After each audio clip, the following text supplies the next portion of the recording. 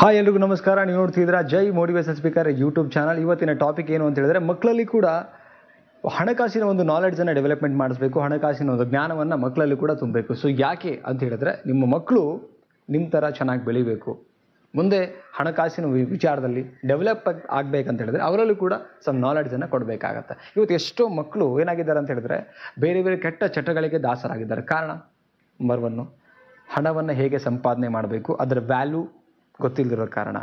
And ನೀವು ಸರಿಯಾದ ರೀತಿಯಲ್ಲಿ ಬೆಳೆಯೋ ಟೈಮಲ್ಲಿ ಮಕ್ಕಳಿಗೆ ಒಂದು ಒಳ್ಳೆ ಹಣಕಾಸಿನ ನಾಲೆಡ್ಜನ್ನು ಕೊಡದೇ ಇರೋದಕ್ಕೆ ಇವತ್ತು ಮಕ್ಕಳು ದಾರಿ ತಪ್ಪಿ ಹೋಗಿರುವಂಥದ್ದು. ಒಂದು ಗಾದೆ ಮಾತು ಕೂಡ ಬರುವಂಥದ್ದು ಏನಂತ ಹೇಳಿದ್ರೆ, ಗಿಡವಾಗಿ ಬಗ್ಗದು ಮರವಾಗಿ ಬಗ್ಗಿತೆ ಅಂತೇಳಿ. ಸೊ ಇವತ್ತು ಪ್ಯಾರೆಂಟ್ಸ್ ರೆಸ್ಪಾನ್ಸಿಬಿಲಿಟಿ ಇರೋದು ಮಕ್ಕಳಿಗೆ ಯಾವ ಹಂತದಲ್ಲಿ ಏನನ್ನು ಕಲಿಸ್ಕೊಡ್ಬೇಕು ಆ ಹಂತದಲ್ಲಿ ಸರಿಯಾದನ್ನು ನಾವು ಗೈಡ್ ಮಾಡಿದ್ರೆ ಮಕ್ಕಳು ಅದೇ ಒಂದು ದಾರಿನಲ್ಲಿ ಹೋಗ್ತಾರೆ ಅನ್ನೋದಕ್ಕೆ ಇದು ಎಕ್ಸಾಂಪಲ್ ಆಗುತ್ತೆ.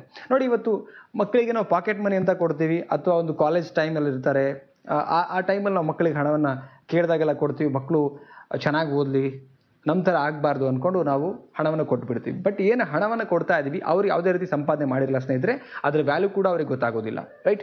ಯಾರು ಕಷ್ಟಪಟ್ಟು ಹಣನ ಸಂಪಾದನೆ ಮಾಡ್ತಾರೆ ಅವ್ರಿಗೆ ಮಾತ್ರ ಅದರ ವ್ಯಾಲ್ಯೂ ಗೊತ್ತಾಗುತ್ತೆ. ಸೊ ನೋಡಿ, ಹಣವನ್ನು ಕೊಟ್ಟು ಬಿಡ್ತೀವಿ, ಬಟ್ ಅದನ್ನು ಯಾವುದಕ್ಕೆ ಖರ್ಚು ಮಾಡ್ತಾ ಇದ್ದಾರೆ, ಹೆಂಗೆ ಖರ್ಚು ಮಾಡ್ತಾ ಇದ್ದಾರೆ ಇದನ್ನು ನಾವು ಯಾವುದೇ ಕಾರಣಕ್ಕೂ ತಿಳ್ಕೊಳ್ಳೋಕೆ ಕೂಡ ಹೋಗಲ್ಲ. ರೈಟ್? ಇದು ನಡೆಯುವಂಥ ಮ್ಯಾಟ್ರ್.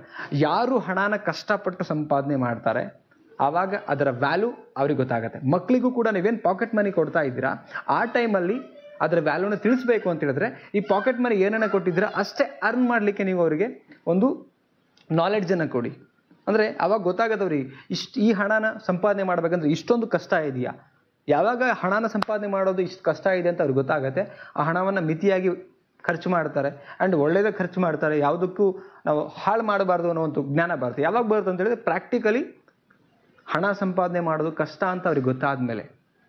ರೈಟ್? ಇಲ್ಲ ಅಂತ ಹೇಳಿದ್ರೆ ನೀವು ಕೇಳಿದಾಗೆಲ್ಲ ಕೊಟ್ಬಿಡ್ತೀರಾ, ಅವ್ರಿಗೆ ಬೇಕಾದಂಗೆ ಖರ್ಚು ಮಾಡಿಬಿಡ್ತಾರೆ. ಇವತ್ತು ಎಷ್ಟೋ ಸೊಸೈಟಿನಲ್ಲಿ ನೋಡ್ತಾ ಇರ್ತೀವಿ ನಾವು, ಸಿಗರೇಟು, ಸ್ಮೋಕು, ಆಮೇಲೆ ಡ್ರಿಂಕ್ಸು, ಗಾಂಜಾ ಈ ಥರದ್ದೆಲ್ಲ ಅಡಾಪ್ಟ್ ಆಗಿದ್ದಾರೆ. ರೈಟ್? ಅಂದರೆ ಹಣದ ವ್ಯಾಲ್ಯೂನೇ ಗೊತ್ತಿರಲ್ಲ. ಯಾರಿಗೆ ವ್ಯಾಲ್ಯೂ ಗೊತ್ತಿರಲ್ವೋ ಅದನ್ನು ಬೇಕಾದಂಗೆ ಖರ್ಚು ಮಾಡಿಬಿಡ್ತಾರೆ. ರೈಟ್? ಆ ಕಾರಣಕ್ಕೆ ಸರಿಯಾದ ಟೈಮಲ್ಲಿ ಸರಿಯಾದ ಕೌಶಲ್ಯವನ್ನು ಮಕ್ಕಳಿಗೆ ತಂದೆ ತಾಯಿಯಾದಂಥವ್ರು ಕೊಡಬೇಕಾಗತ್ತೆ. ಇದು ಒಂದು ರೆಸ್ಪಾನ್ಸಿಬಿಲಿಟಿ ಕೂಡ ಹೌದು.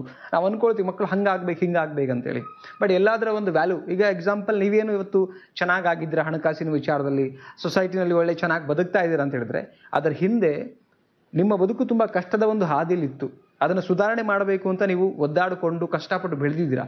ಯಾವಾಗ ನಿಮಗೆ ಅದರ ವ್ಯಾಲ್ಯೂ ಗೊತ್ತಾಯಿತು, ಇವತ್ತು ಕಷ್ಟ ಇದೆ ನನ್ನ ಬದುಕು, ಕಷ್ಟದಿಂದ ಮೇಲೆ ಬರಬೇಕು ಅನ್ನೋದು ಯಾವಾಗ ಒಂದು ವ್ಯಾಲ್ಯೂಸ್ ಗೊತ್ತಾಯಿತು, ಬಂದಿರತಕ್ಕಂಥದ್ದನ್ನು ಉಳಿಸ್ಕೊಂಡು ಹೋಗ್ತಿದ್ರೆ ಆ್ಯಂಡ್ ಅದನ್ನು ಡೆವಲಪ್ಮೆಂಟ್ ಮಾಡ್ತಿದ್ರೆ, ಸೊ ಮಕ್ಕಳಲ್ಲೂ ಕೂಡ ಅದು ಬರಬೇಕಂತ ಹೇಳಿದರೆ, ಸೊ ನಾವು ಈ ಟೈಮಲ್ಲಿ ಇವಾಗೇನು ಅವ್ರು ಕಲಿತಾ ಇದ್ದಾರೆ ಆ ಟೈಮಲ್ಲಿ ನೀವು ಅವರಿಗೆ ಒಂದು ನಾಲೆಡ್ಜನ್ನು ಕೊಡ್ತಾ ಮಕ್ಕಳಿಗೆ ಒಂದು ಸರಿಯಾದ ರೈಟ್ ಒಂದು ಡೈರೆಕ್ಷನಲ್ಲಿ ಕರ್ಕೊಂಡು ಹೋಗಬೇಕಾಗಿರೋರು ಪೇರೆಂಟ್ಸ್. ಅದು ನಮ್ಮ ಕರ್ತವ್ಯ ಅಂತ ಹೇಳ್ತಾ ಈ ಒಂದು ವಿಡಿಯೋ ಒಳಗಡೆ ಸಣ್ಣ ಒಂದು ಯೂಸ್ಫುಲ್ ಕಂಟೆಂಟನ್ನು ಕೊಟ್ಟಿದ್ದೀನಿ.